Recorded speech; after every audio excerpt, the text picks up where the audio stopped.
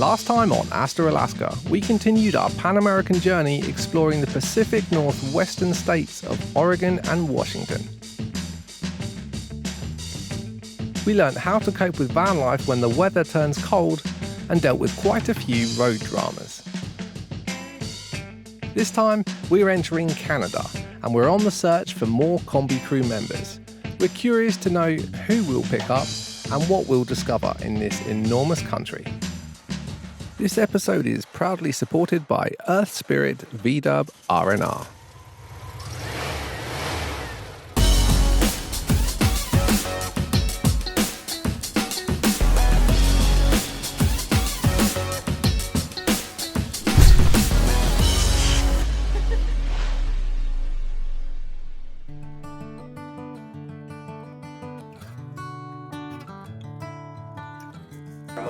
It's Canada! Crossing into Canada was pretty exciting. It was the 28th international border crossing since I started driving north, and the last new country on this expedition. What have you done with the dog? Alaska! Ben, how do you feel about the fact that the police is going through your house?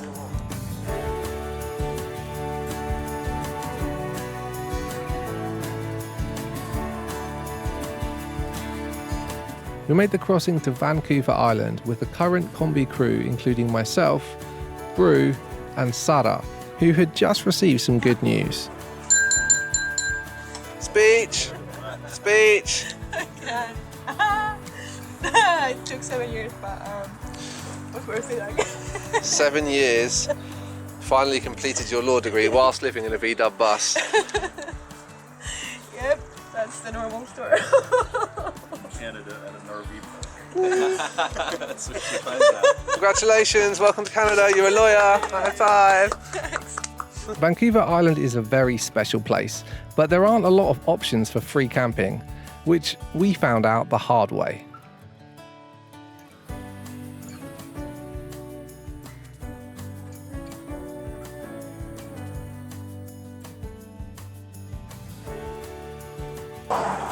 This is our second ticket today from the police.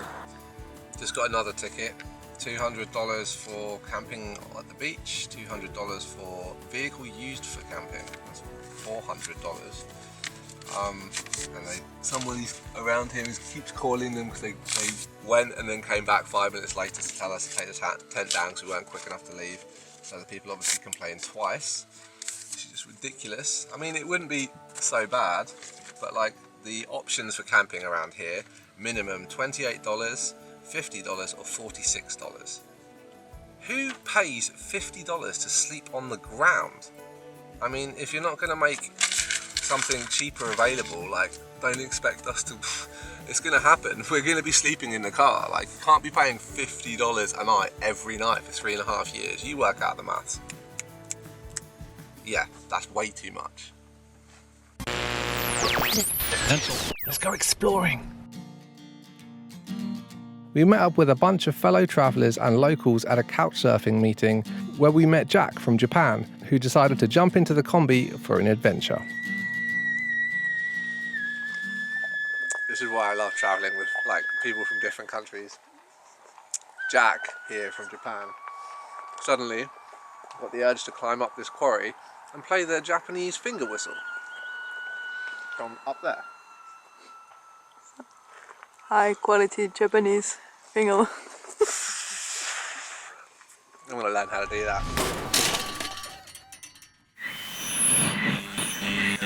We heard that there was a barbecue happening on the island, and it was being hosted by a very special man who was doing a very special thing. Well, what we did is we bought a van, and my son and I, we fix up vans as a hobby. So we made this contest, a Clementine contest, and called Be the Bus. And we had people write in until March 17th, midnight, and we got almost 500 letters from around the world. We whittled it down to one entry, which we call our Forrest Gump entry. It was a fellow named Patrick. We got together to give the van away, and he's going to keep it for a year. And then next year we're going to put it to a new steward, and then just keep people interested in adventuring and getting out in nature and connecting with really the essence of like living. The other reason the barbecue was special is because Leah rejoined the Kombi after 9 months away. Leah and I first met in a town in Mexico. She and her friend Belle invited myself and the Kombi crew into their apartment to use their swimming pool. We, in return, invited them for a road trip in the Kombi.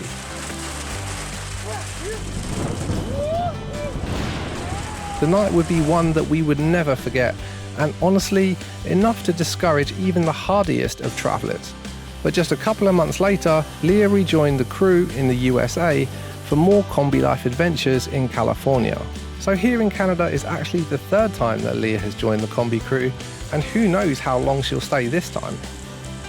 With so many people coming and going in the Kombi, even Alaska loses track of who is important. But Leah is a true Kombi life all-star. Her contribution to keeping the show running smoothly cannot be understated, and we were stoked that our paths had crossed once again. Before we left Joseph and his son Zach, they gave the Kombi a thorough safety review, which was incredibly kind because we'd been having quite a few issues on the road. Look at all those modern cars going past. The speed of light compared to Capito. Alaska is a long way off when you're breaking down several times a day. You wouldn't believe this, but it's the same thing that went wrong in Oregon. That part that we got from Napa has broken again. Basically shoddy workmanship.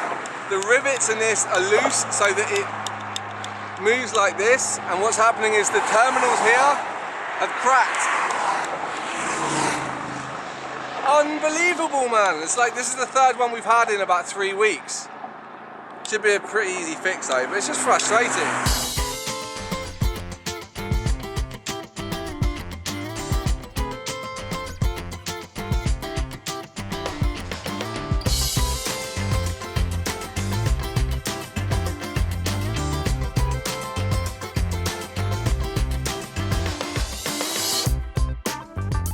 The stunning town of Tofino was as far north as we would make it on this Vancouver Island road trip. It really is a special place. The only downside of the island is that it can be very expensive. But luckily for us, we were experts in finding free entertainment. We wanted to do some paddleboarding and kayaking and everything in Tofino, but it's just been so expensive, we've pretty much been priced out of it. So we're going to build our own raft using this Eno tarp. We will be floating on this lake, Lake Kennedy. Sarah here's been appointed team captain, project leader of raft building, because she's basically super scout lady from Finland and has the best knot tying skills. Yeah, I'm a Finnish champion in scouting skills 4 times. Is that true? Yeah. I thought it might have been. As if Kombi life isn't already a big enough team building exercise, we can't even close our toolie box without a team effort.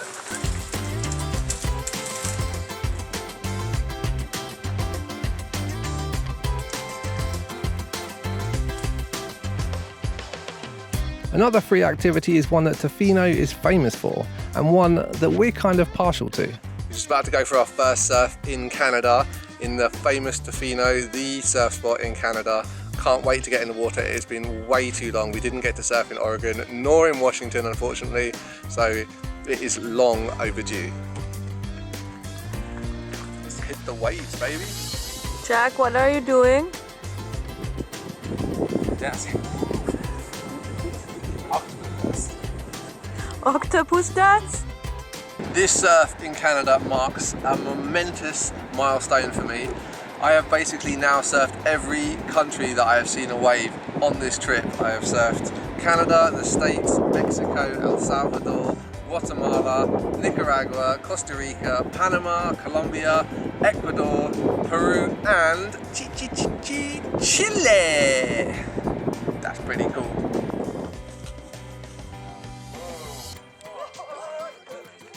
We also heard about a really cool hike with an unusual surprise at the end.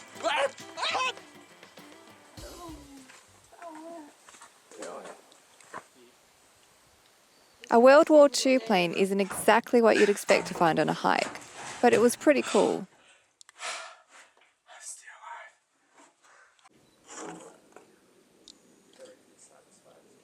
Caution, replace dural screws with steel bolts when installing external bomb racks. Why do you think this is here? I think it crashed. Who was flying it? Somebody very drunk by the looks of it. A lot of beer cans. Yeah, see? Evidence is here, look. That's why it crashed. Asahi. And it's Japanese beer. Asahi. In the end, we never did find out the story behind the wreckage, only that it was a part of history that the locals wanted to keep here in the forest, so you can visit it too, if you can find it.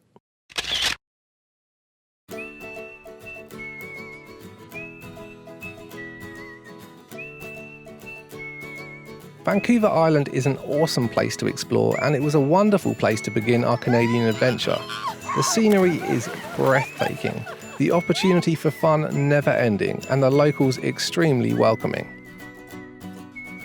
For a moment, we were a little travel family, and it was hard when we had to say goodbye. This is the last that we'd see of Jack and Brew. They were to stay on the island a little longer, whilst we headed to the mainland, where unfortunately we would also be saying goodbye to Sarah. Sarah will always be a special character in this story and in our hearts. When she joined for a week 3 months earlier in San Diego, we had no idea of the memories that we would create together, or what a huge help she would be in Kombi life. From finding new crew members to helping with the videos and filming, Sarah was a real asset to Kombi life, both in front and behind the camera, and we were sad to see her go. Thank you, man. Thank you, Sarah. It's been great. This means I have to start doing the washing up again. Damn it. Yeah, I'm crying because I can't smell your farts anymore. I don't know what she's talking about. We had a brief stop in Whistler, a town that I used to live in during winter, but it might actually be more fun in the summer.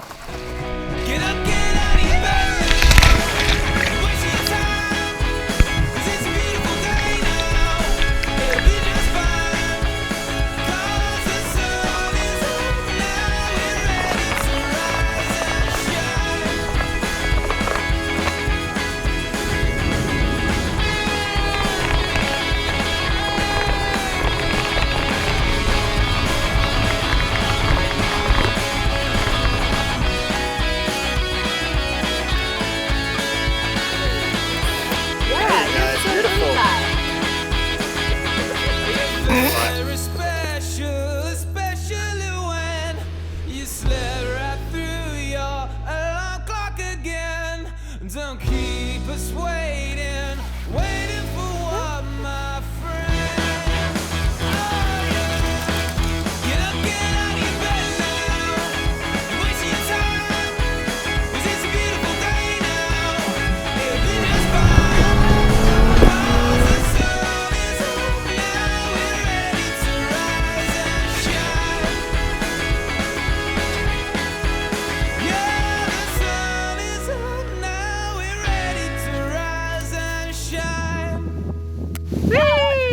It was great to see old friends in Whistler. I met Sandy in New Zealand years earlier whilst we were on a road trip together. There, she met Morgan, so it was really great to see that they were still together and, more importantly, both still loving adventures. Sandy and Morgan took us to a truly stunning free camp spot and got us excited for what else Canada has in store for us. Before we left the Whistler area, we added another member to the Kombi crew, Vancouver local Ariana. So how did I come to be in the Kombi? I've been following Ben and other YouTubers for quite a while, and I saw that Ben had posted something on Facebook about joining him on the Kombi, so I thought, why not? We headed east towards Banff, and the drive was beautiful. Although at the time we were crossing Canada, the West Coast was experiencing one of the driest seasons on record. Woke up today to this real misty weather, only this isn't mist, this is smoke. You can smell it in the air, you can see it everywhere for miles. Trouble is, when you're living off the grid, we don't know where the fires are. Are we driving towards them, or are we driving away from them? With fires breaking out all around us, this wasn't the best time to get a fuel leak in the Kombi. On most cars, the engine is up front and the gas tank's in the back. That's for good reason, because you don't want a big tank of gas right next to the thing that could cause a fire. In a bus, the engine and the tank is right next to each other. In a Brazilian bus, there is no firewall. Often you'll see a wall in between the tank here and the engine, so that gives you extra time if there's a fire. I've always been paranoid about fire in this journey, and yesterday when I went to check the oil, I noticed there was a big puddle of gas on the side here. Just started dripping. The O-rings on our injectors had basically failed. They were all like kind of like leaking and crappy. Unfortunately, we weren't able to find any O-rings in the town we were in, so we had to use sandpaper to fix the O-ring as best as possible, put it back in, there wasn't a leak, and then drive. Every time we smelt gas, jump out and like see if it's leaking. It hasn't leaked, fortunately, but it's kind of really scary because I know how quickly this thing could go up, and it would be literally, if a fire happened, it would be everybody out and say goodbye to Hasta, Alaska. Given the situation, we decided to thoroughly review our Kombi for potential fire hazards. This is the old one. This is the new one. You can see this one's a wee bit rusty and was charged in 2012, so it's definitely no good. I don't even know if there's anything in there anymore. But the good thing is there's a gauge that tells you whether it's still good or not. You can just move it. If it's out of the green line, you just move it a little bit and it's back in the green line, so it's probably fine, right? We certainly felt happier and a lot safer in the Kombi with a new extinguisher, but if at the time we had known what was about to happen in the coming months, maybe we wouldn't have been so happy after all. Next time on Hasta, Alaska, we're heading east through British Columbia to discover what small town mountain life is all about. We'll be pushing on to the province of Alberta for an authentic Rocky Mountain experience, and there we'll be preparing for our final push to Alaska.